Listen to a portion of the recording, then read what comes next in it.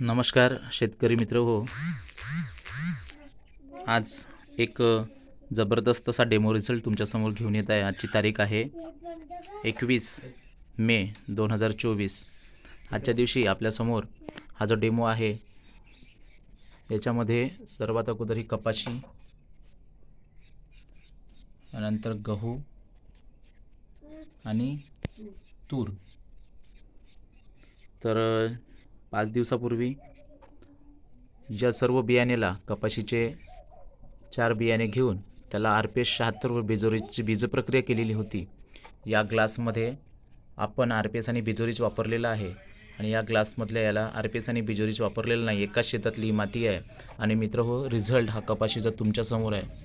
ज्याला RPS आणि बिजोरीच लावलं त्याची जोमदार अशी वाढ झालेली आहे, फ्रेश आहे. आणि ज्याला लावलेलं नाही आहे त्याची वाढ बघा. हे धन्वंतरीचं बिजोरीच आणि RPS. यानंतर हा गहू बघा. गहू या दोन्ही ग्लासामध्ये आपण गहू टाकलेला होता, माती एका शेतातली.